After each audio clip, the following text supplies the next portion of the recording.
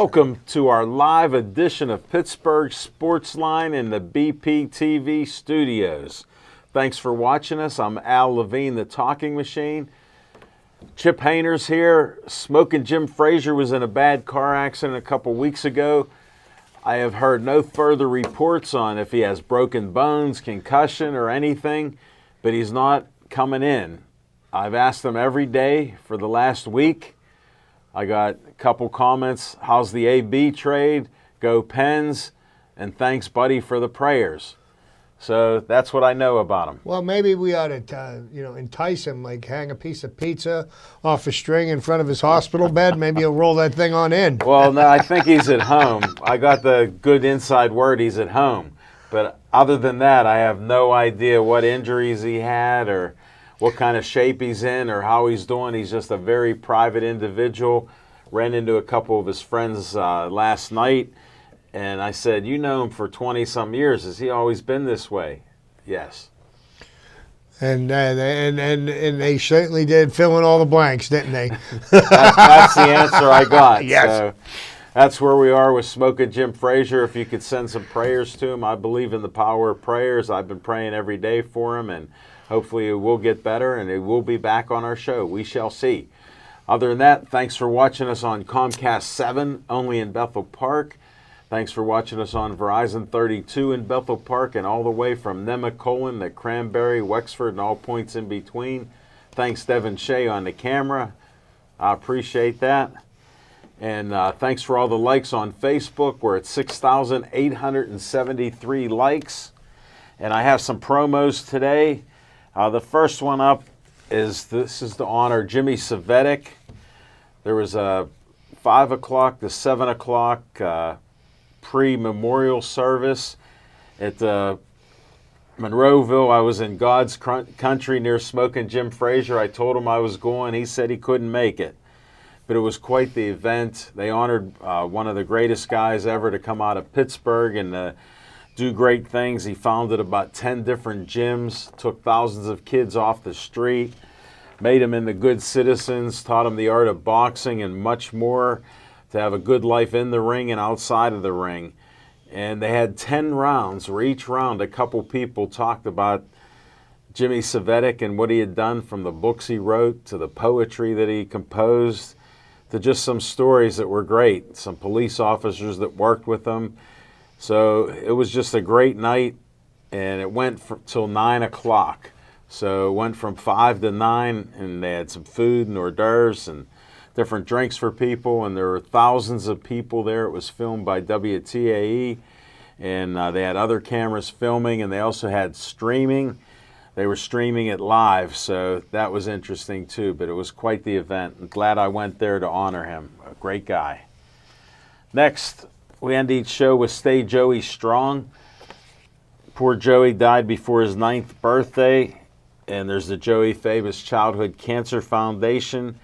They've raised over $100,000 to find a cure for DIPG, and they have an event coming up May 17th at the Community Center, a night at the races. So mark your calendar. I'm trying to get a flyer on that. They did post something on Facebook, but we'll look forward to getting something soon. Bethel Park Historical Society, Schoolhouse Arts and History Center. Can't miss it. 2600 South Park Road has the old trolley there right on the property. You can't miss it. All new windows in the building. Businesses rent it out. Even an artist rents it out, John DeLallo. And it's just a great place. They do different events there. They have a coffee shop. I'm not sure if it's opening yet, or it should be. But stay tuned for the coffee shop that'll be opening there. Go in and tell them that Al Levine, the Talking Machine, sent you. Next, our sponsor of our show tonight, Olive Oil's Pizzeria. 412-831-1900. Tell them Al Levine said call down and get a pizza. Great pizzas, hoagies, you name it, any Italian food. It's all good there, and it's all made fresh by Frank Fanera of Olive Oil's Pizzeria. Thanks for sponsoring our show. Next, Dave Cable likes to have a little fun at my expense. You can see my smiling face there. Uncle Al wants you for BPTV. Like tonight, we got Devin who's back off a little hiatus. We appreciate it. We got Jack in there running cameras and sound, so we got a great show for you guys. Give BPT TV a call, 412-831-3304, and you can help run cameras on location and on this show. Next, the Bethel Park Community Foundation. Go to bpcf.org. They have money for you, from $100 to $5,000 for you to use for your group in Bethel Park. They give out a lot of money, gave out over $100,000 last year to different groups. You could be one of them. Get your application at bpcf.org. Thank you. Next, we have a sponsor for What's on Your Mind, Skeets Lewandowski of Skeets Service Station. The number is 724-348-4715. Anything and everything they work on gas. If your mower needs fixed or brought up to shape to cut grass, you know what spring is tomorrow, so go to Skeets Service Station, get your lawnmower fixed, your car, your truck, your tractor, your boat, you name it, water ski. He works on anything and everything that runs on gas, and they even have a forge to make knives and hooks and all kinds of great things with great heat and metal. So check that out, and we're going to start right now. What's on your mind? Chip Hayner. Oh, thank you, Alan, and good evening, everybody. 5:58 p.m. tomorrow, spring will have officially sprung. It's been a long time coming. I'm okay with putting the cold weather behind us.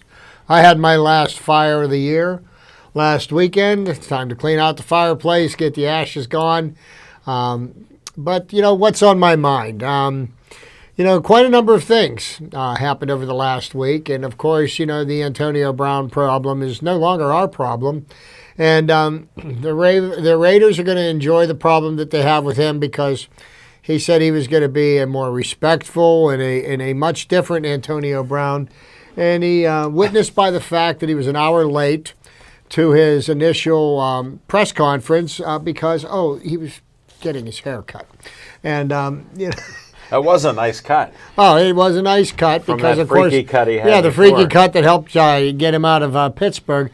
And I wonder how Antonio Brown's going to take it now that you have Odell Beckham Jr., who gets traded to the Cleveland Browns for a first-round pick, for Jabril Peppers, who's also a first-round pick, and another draft pick. Yeah. And soon to be the highest paid receiver because, the $85 million contract that he signed last year, well, it's now been eclipsed by Antonio Brown. So not only is he not going to be the highest paid receiver anymore, the general manager of the Raiders went on record as saying Antonio Brown was not worth a second-round draft pick.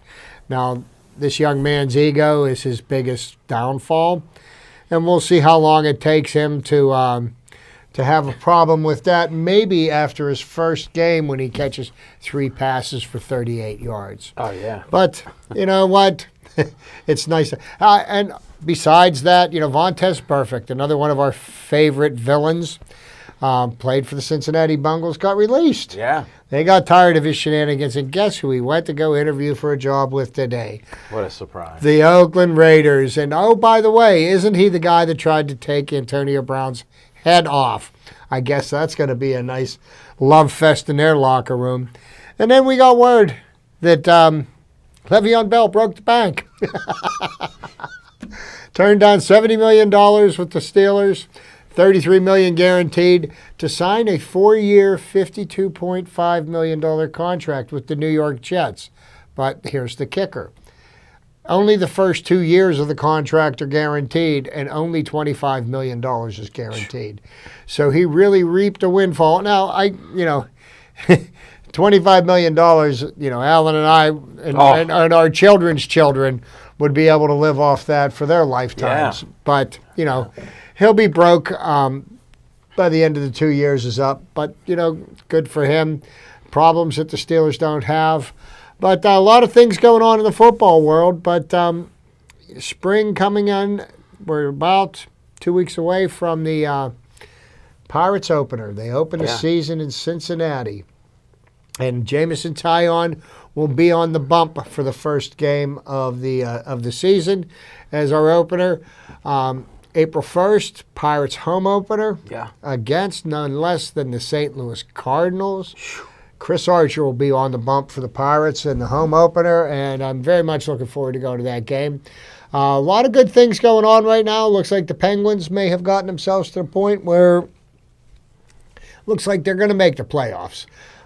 They need to stay consistent. An important game being played tonight. They certainly need to get the 2 points for it. And I know Alan and I will go into more detail with the Penguins when we get to our Penguins segment. But there's just a lot of interesting things to be interested to be excited about here in Pittsburgh sports. So that's what's on my mind. Thank you, Chip Hayner. Appreciate that. What's on my mind is this is one of the favorite memories that I have of the NCAA tournament. My dad would win it a few times. He loved basketball. We'd have many phone calls. Did you see this game? Did you see that foul? Did you see this? He just loved basketball. I'd watch the games. I do each year. I like basketball, and this is the time of year I enjoy the games. And it's just going to be a great time. I know Smoking Jim Frazier said Zion shouldn't have played. Well, Duke ended up winning, and they're number one in the whole thing. And I normally don't like front runners or Duke, but I picked Duke this year because they got top 2 kids, and I think it could be their year. So we shall see what happens with the tournament. We'll have more information throughout the next week or two, and just stay tuned and enjoy the fun with basketball.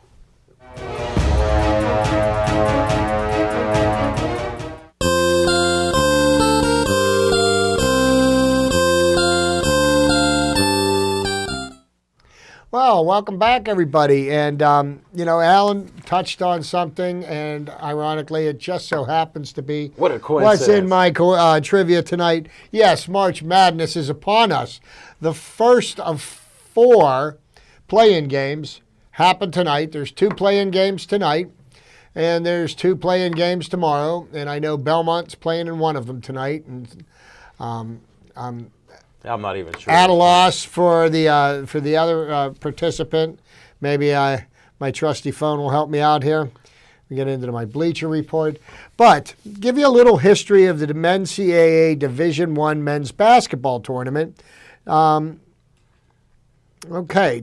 and Bethel and FDU and whatever PV stands for. There is a game going on right now, and they're both going to be number 16 seeds. So the first of the 2 play-in games has already started. Excellent. Thanks. Okay. The NCAA basketball tournament first originated in 1939. The number of teams in the tournament has been raised to 68.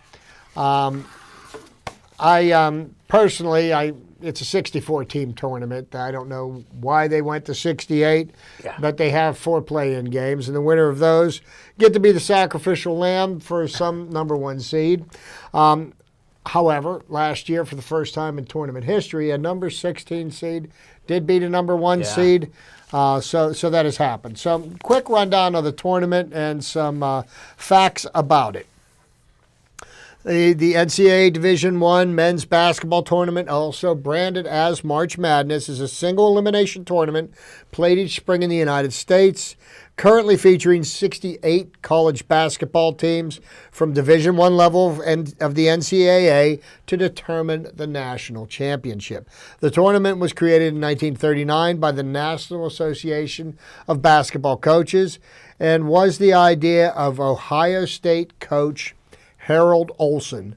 Played mostly during March, it has become one of the most famous annual sporting events in the United States. The tournament teams include champions from 32 Division I conferences, which receive automatic bids, and 36 teams which are awarded at-large bids. These at-large teams are chosen by an NCAA selection committee, then announced in a nationally televised event on Sunday preceding the first 4 play-in games currently held in Dayton, Ohio, and dubbed Selection Sunday. The 68 teams are divided into 4 regions and organized into a single elimination bracket, which predetermines when a team wins a game, which team it will face next. Sure. Each team is seeded or ranked within its region from 1 to 16. And the way that the teams play is a number 1 seed plays a 16 seed, 2, 15, 3, 14, etc., etc. I don't think I need to go down the whole list, but you can figure it out. After the first 4, the tournament occurs during the course of 3 weekends at pre-selected neutral sites across the United States. Teams seeded by rank proceed through single elimination bracket, beginning with the first 4, consisting of 8 low-seeded teams. 4 of those teams are playing tonight, 2 games. 2 games tomorrow night before the kickoff of the tournament at noon on Thursday. Yeah.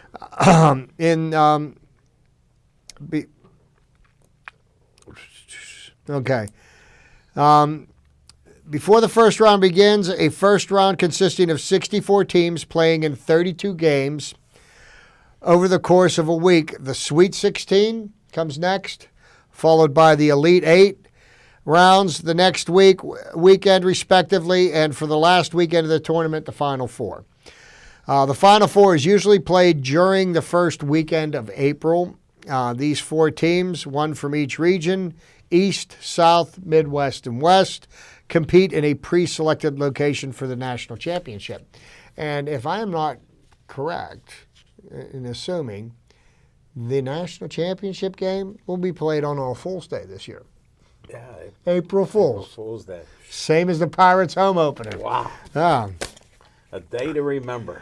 The tournament has been at least partially televised since 1969. Currently, the games are available, a variety of different networks. We don't go. With 11 national titles, UCLA has the record for the most NCAA Division I basketball championships. John Wooden coached UCLA to 10 of its 11 titles. The University of Kentucky is second with 8. The University of North Carolina is third with 6. And Duke and Indiana University are tied for 4th with 5 titles each. The University of Connecticut is 6th with 4 titles. The University of Kansas and Villanova are tied for 7th with 3 titles. Since 1985, when the tournament was expanded to 64 teams, Duke has won 5 championships. North Carolina and Connecticut have each won 4. Kentucky and Villanova have 3. Kansas and Florida have 2, and the numerous teams have 1. We don't need to get into all those. But the interesting thing about the NCAA tournament, but it's back when the tournament first started in 1939, that the big basketball tournament was the NIT tournament. That was the big one that determined the national championship at that time. Now the NIT tournament is kind of the people that didn't make the top 60 yet, and it has earned itself the nickname of the Not Important Tournament. So, funny how things change over time. So we went through the at-large bids and the 68 teams, and just another kind of Pittsburgh tie-in here. If anybody was paying attention to the teams that made it, the teams that didn't, and the ones that didn't make it that are whining about it, good old TCU felt that they should have made it, but they were not selected as one of the 68 teams this year. And it's kind of nice to hear Jamie Dixon whining, wah, wah, wah. But maybe if he would do something different than what he did here in Pitt and start playing some higher caliber teams in his non-conference schedule instead of a bunch of cream puffs and padding his win record, maybe he might make a tournament or 2, But got nobody to blame but himself. Okay.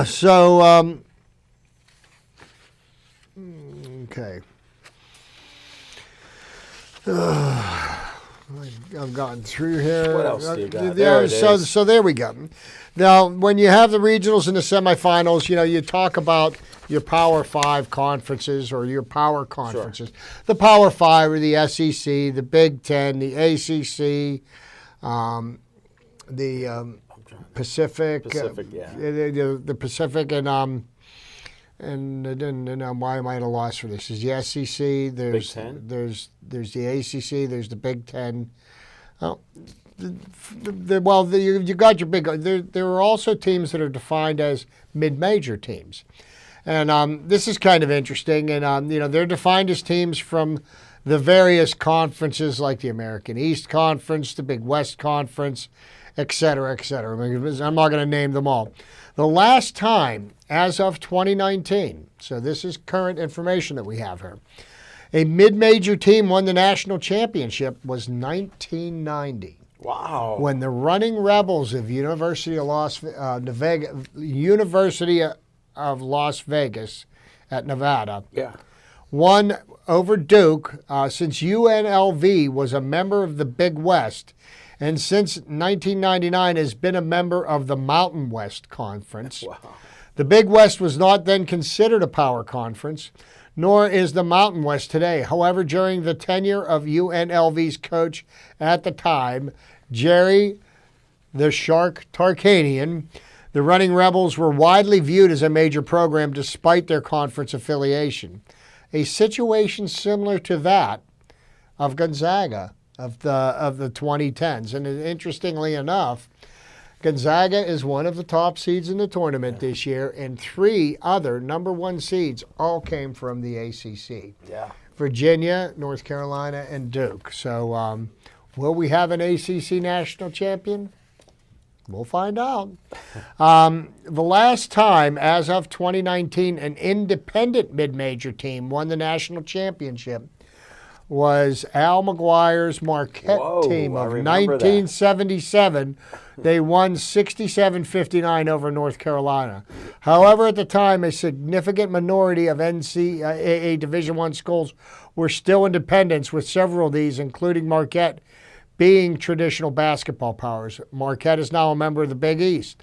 The last time, as of 2019, a mid-major from a small media market, defined as a market out of the top 25 television markets in the United States in 2019, won the national championship, was 1962. Wow. The University of Cincinnati with the Big O, Oscar Robertson. Wow. Then in the, the Missouri Valley Conference, won 71-59 over Ohio State of the Big Ten, since Cincinnati's TV market is listed as 35th in the nation. However, there was much less division between major and mid-major conferences in 1962, and the Missouri Valley Conference was generally seen in that day as a major basketball conference. The last time the Final Four was composed, as of 2019, of at least 75% of mid-major teams. That means 3 of the 4 teams. In other words, excluding all present-day conferences or their predecessors, was 1979, where Indiana State, then as of now, a Missouri Valley Conference, which had lost several of its most prominent programs, among them Cincinnati earlier in the decade, Penn, which was in the Ivy League, DePaul, an independent, participated in the Final Four, only to see Magic and Bird play in the NCAA championship that year, and Indiana State lost to Michigan State. And that's a rivalry that continued on into the NBA, and we entertained us throughout the 80s. Oh, yeah. Throughout the 80s. The last time, as of 2019, the Final Four has been composed of at least 50% mid-major teams. This one's a little more recent. Okay. Was 2011 when VCU, then of the Colonial Athletic Association, and Butler, then of the Horizon League, participated in the Final Four, only to see Butler lose to Connecticut. The 2 most recent Final Fours have involved a single mid-major, by the definition used here, the 2017-2018 tournaments, which Gonzaga and the sweetheart of last year's tournament, Loyola of Chicago, with the sister, the nun who was rooting for her Chicago team. Just to give you an idea how, it might seem that a lot of schools, make the tournament all the time. The longest droughts Okay. in NCAA basketball tournament history. The longest on record was Harvard, who had not been in the tournament since 1946 before they made the tournament in 2012. Current, Dartmouth hasn't been in the tournament since 1959. Tennessee Tech and Bowling Green since 1963. Columbia in 1968. Seattle, Rice since 1970. And we're not going to go down that whole list. Yeah. We've got plenty of other things to talk about. And last but not least, you know, when I went to print this off this morning to do some studying, I didn't pay attention to how many pages. There was 51 pages of information to go through. I pared it down to about 8. So I'm glad you did. I could have done a couple of shows on that. Wow, we'll be doing this next week. So the number of times that a school was seeded number one by school, okay? So the the North Carolina Tar Heels have been a number one seed going into the tournament 17 times. Wow. Kansas and Duke are tied at 14. Kentucky at 12. Virginia, believe it or not, at 7. Wow. And Virginia is again a number one seed this year. Yeah. As is Duke, as is North Carolina. Arizona with 6. Connecticut, Georgetown, Michigan State, and Oklahoma with 5. DePaul, Ohio State, UCLA, and Villanova with 4. And I'm not going to get into the ones, but 3, Illinois, Indiana, Purdue, St. John's, Stanford, Syracuse, UNLV, Gonzaga. And our two-timers, believe this or not, you're going to be shocked by the last one I say. Here. Arkansas, Florida, Louisville, LSU, and Pittsburgh. What? Yes. I heard that. So there you go. A little history about the NCAA basketball tournament. You know, for the true addicts, you want to watch the 2 play-in games. They don't interest me so much, but starting at noon on Thursday, 2 full days of some of the craziest finishes you will ever see. If you've got the time, pull up a chair, pop some popcorn, have a nice cold beverage with you, and enjoy the mayhem. They call it madness, and it's March. Why not? Thank you, Chip. I appreciate that.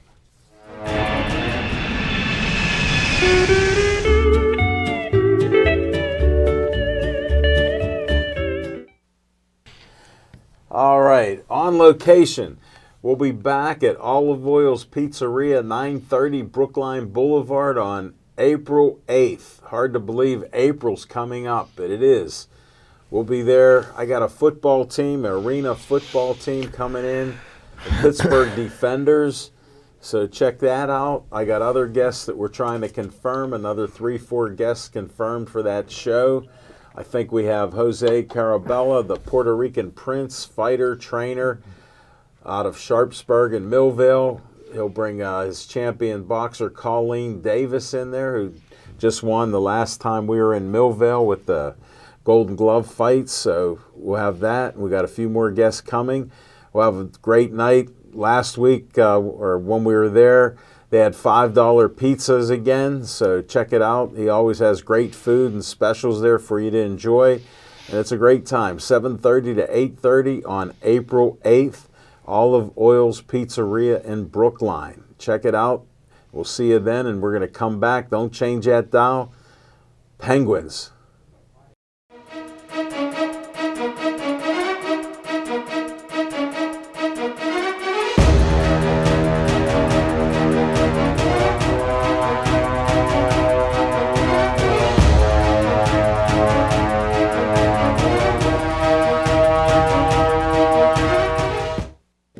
Thanks for not changing that dial. We got some Penguin talk.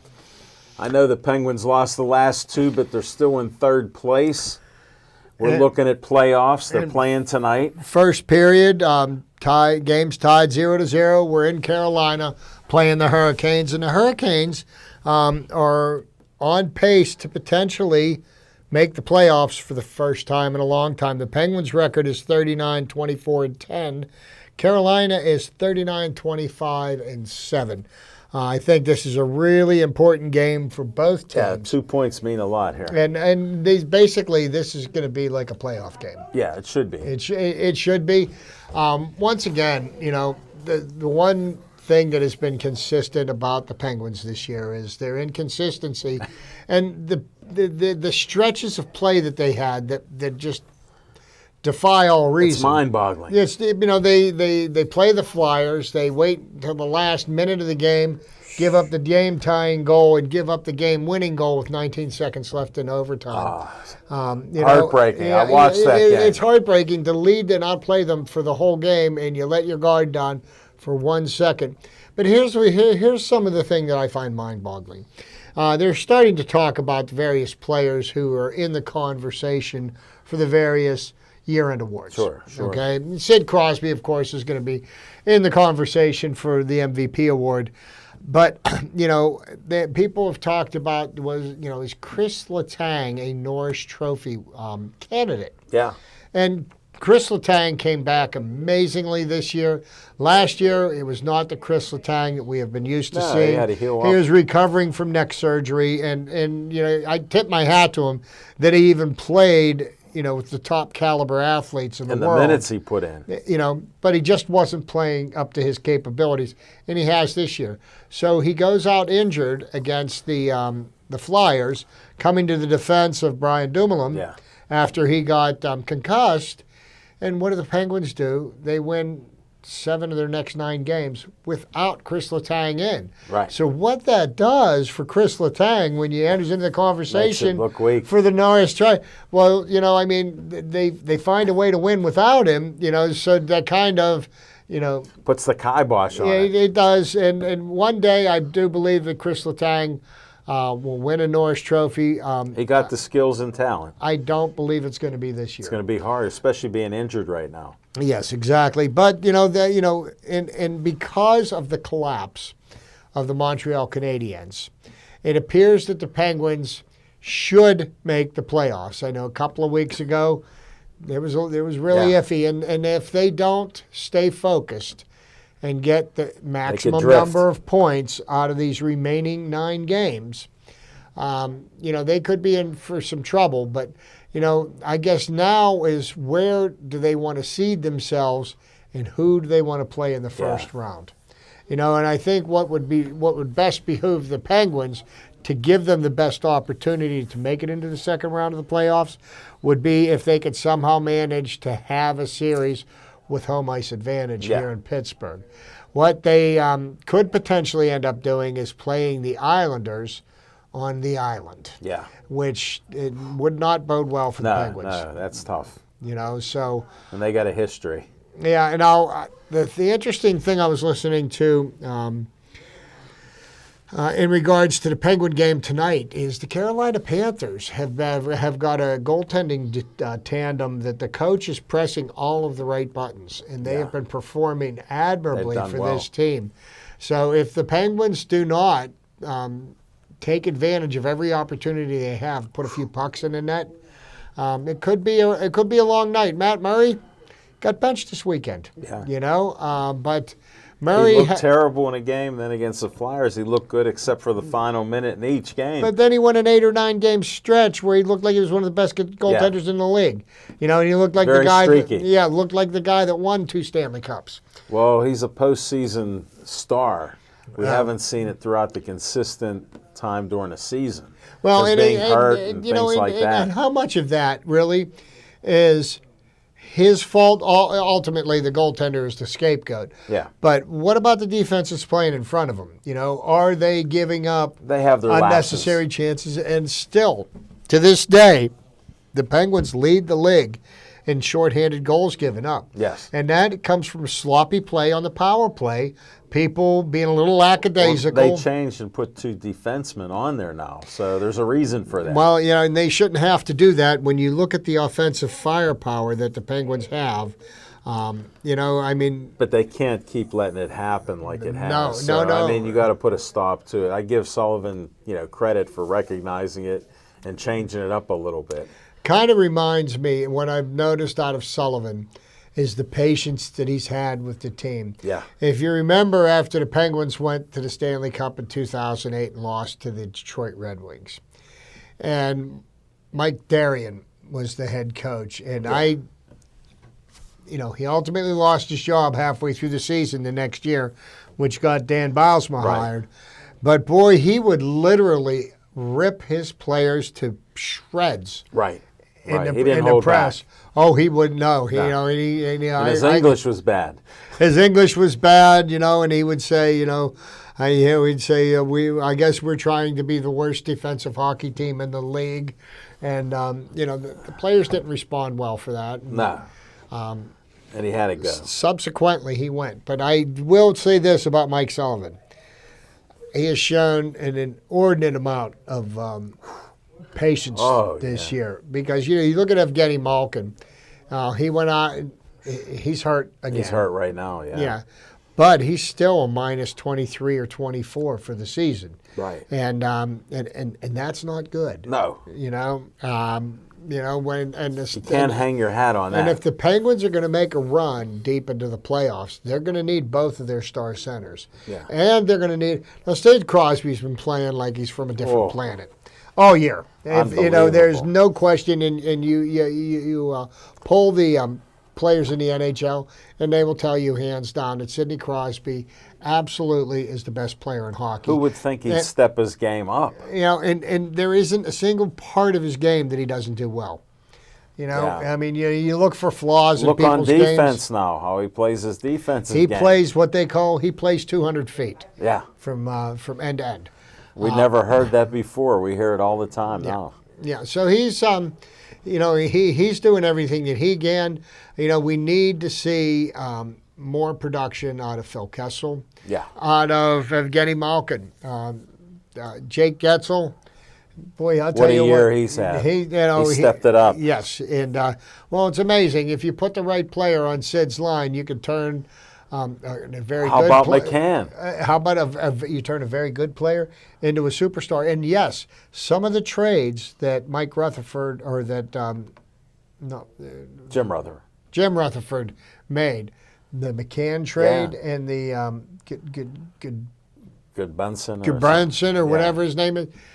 They have been great additions and great assets to this team. Yes, they can. McCann, and he made the McCann's team, really he made the team younger. Yes, he did. He made him younger, and Andy. And we needed that. Andy's got that physical presence there. Yeah. Goodbranson actually banged into Tom Wilson a couple of times last week, and in his NHL career, he's got 27 fights under his belt, and he will not take a backward step from anybody. And, as much as you say, you got to get the goons out of hockey and all this and that, well, you know what? You got to protect your stars. It's nice to have a tough guy. The NHL is not going to officiate that out of the game. No, they haven't outlawed fighting.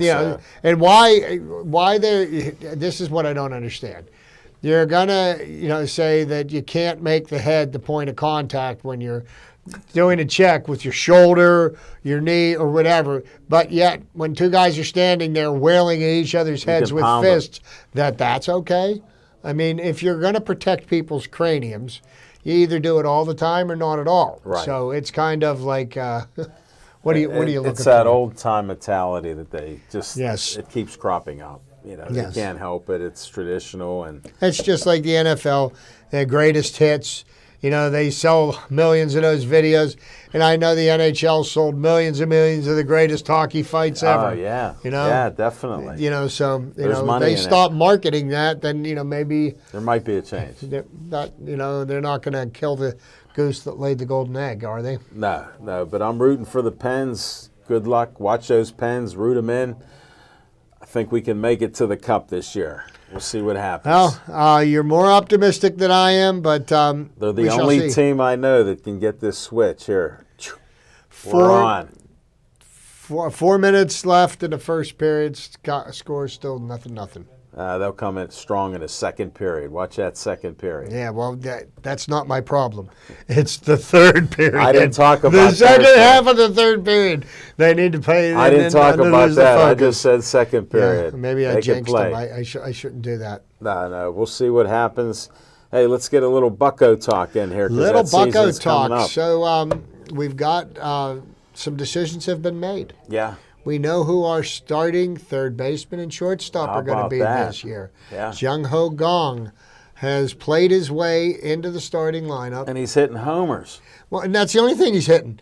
He's got 5 hits this spring, and they've all been homers. And the only other person with as many home runs in the major leagues, in either the Cactus League or the Grapefruit League. Yeah.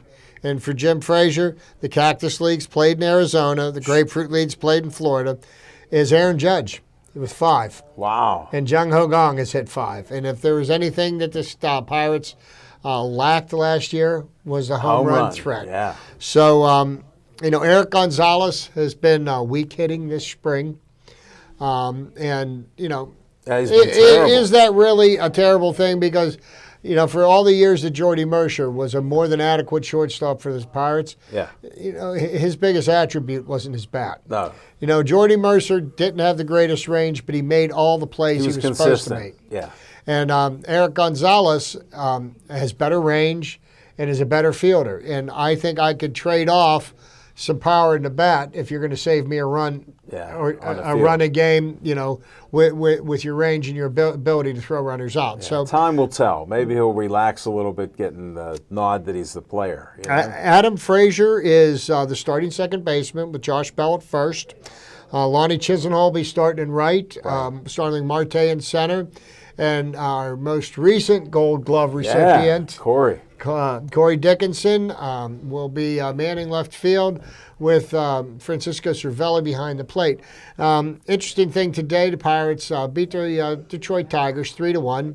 We got to see Josh Bell and Jordy Mercer back in Bradenton. Yeah. And one thing I admire about the two of them, they speak about their time with the Pirates and about the Pittsburgh Pirates organization respectfully. Yeah. The reason why they're not on the team, they were baseball decisions. Yeah. And they're not holding any grudge, and I'm glad to see that because I think Josh Harrison, Jordy Mercer, even Andrew McCutcheon, I will never have a bad thing to say about him. I wish all of them well in health and in their careers. Yeah. They did great things here in Pittsburgh, and unfortunately, they didn't get the prize.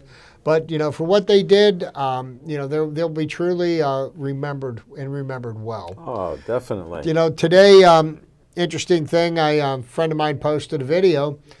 Felipe Vasquez, if he is not going to be the best reliever in baseball this year, I would be shocked, to say the least.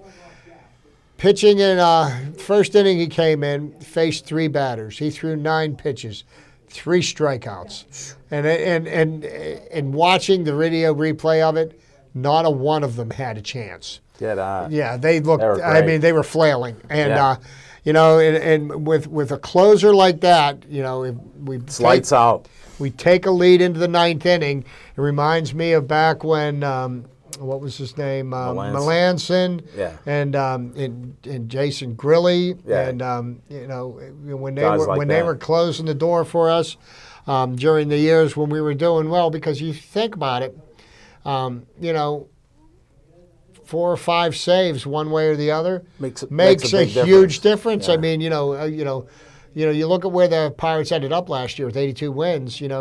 You add 5 or 6 wins onto that total, all of a sudden they're a playoff team. Yeah. And there was enough games where we had leads. And lost them. So Yeah. I think the bullpen's going to be a strength this year. The final 2 outings for the battle for the 5th starter. Stephen Brault pitched 3 1/3 He had a good innings outing. today, very good outing, and Nick Kingham last night. He had a great outing. He retired the first 11 batters he faced, and he simply said, "I threw everything and the kitchen sink at them." He goes, "I left it all out there. There was not, there's Well, his nothing game left for me to before do." was terrible, so Well, it's going to be interesting to see which one gets chosen. I think we're both going to see them starting at some point. sure. For the Pirates this year, but. Other big news in baseball, sure, we have to talk about this. And there's something about this that I don't understand, but first we'll make mention of it. You got to. Mike Trout signed the richest contract ever in Major League Baseball history, Yeah, 12 years, $430 million for the Say Los that Angeles. again. 12 years, $430 million. That's huge. That's And, almost a $500 million. You look at what the Angels did when they signed Albert Pujols. Oh, they ate that. And they signed him to over $300 million. And they never even won a division. No. Okay? And, just the fact that No. a team in Major League Baseball can afford to pay a marquee player that kind of money kind of really brings to the forefront the inequity in the system that exists in baseball. I listen to the talk radio, and I do. Yeah, to find out.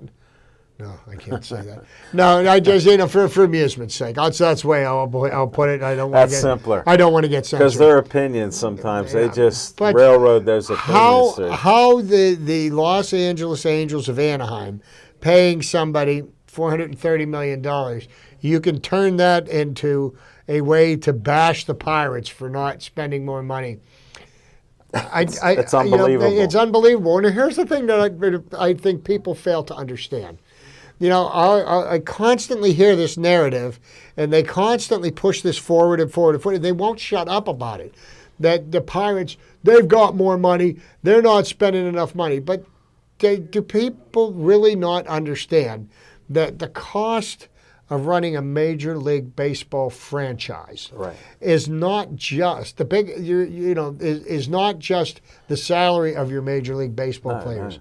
You think about how many teams that you support in the minor leagues, in the stadiums, and the players, and the coaches, and the scouts. And what about travel and everything else?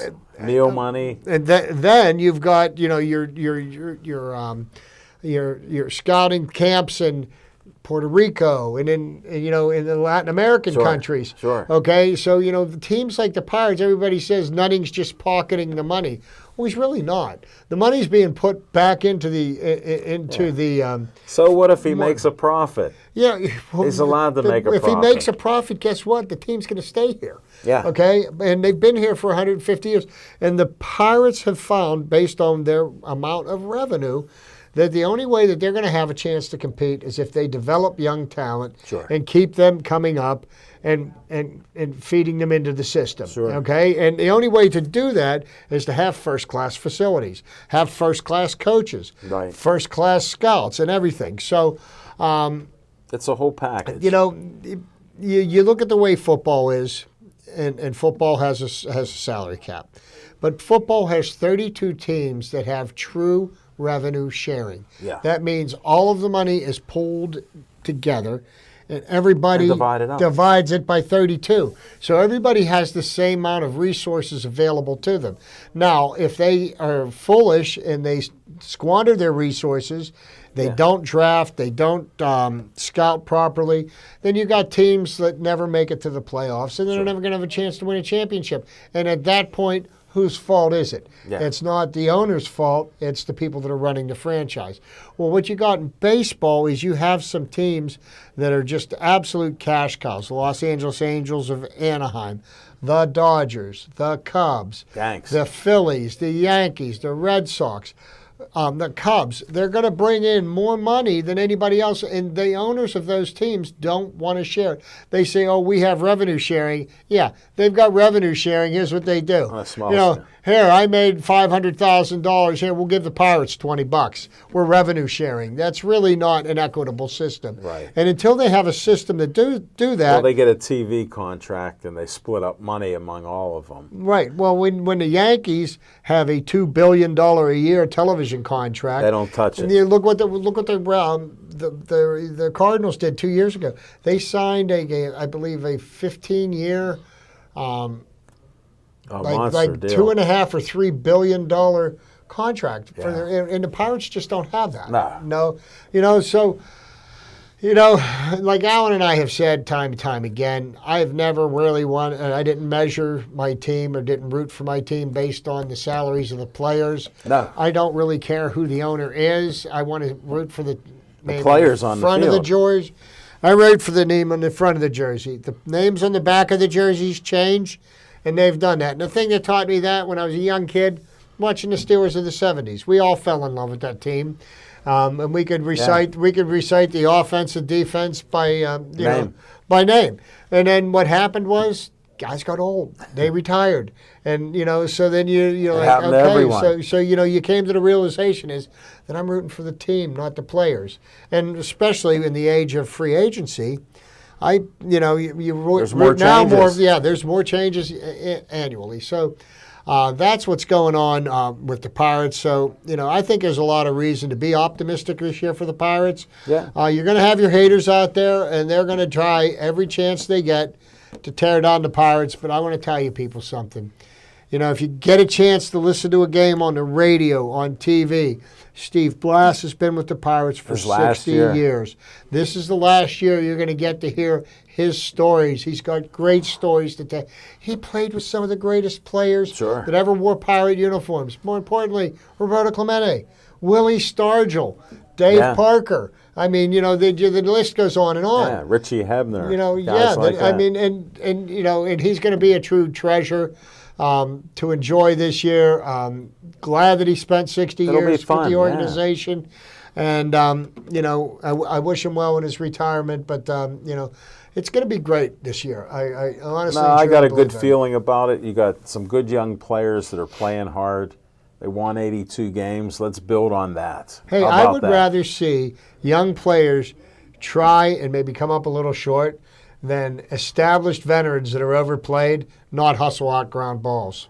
Okay? I mean, that's just my humble opinion, but I mean, I can get behind a team of guys that are trying to make their name as opposed to guys that are just cashing paychecks. So it makes a big difference, and I like the game on the field. Show me an exciting game on the field with people trying. I'll watch that. And people, it's funny. Pittsburgh sports fans were so spoiled, and we hate the head coach of our football team, one of the most successful coaches in football.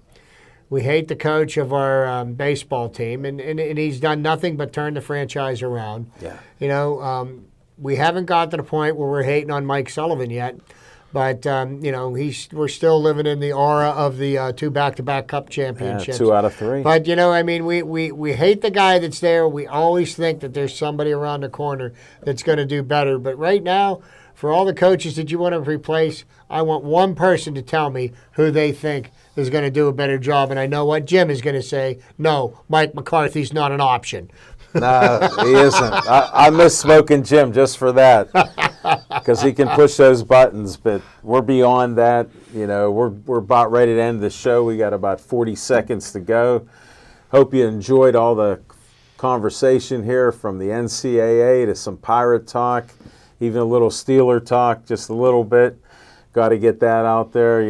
We bleed black and gold too, but we're realistic about it. We don't mind being critical of our teams. We just want to see them try hard and play hard and get some success. That's all. And I want to thank all of you for watching our show. Thanks to Devin Shea. Thanks to Zach. Thanks to Jack for helping us out. And I end each show with Stay Joey Strong.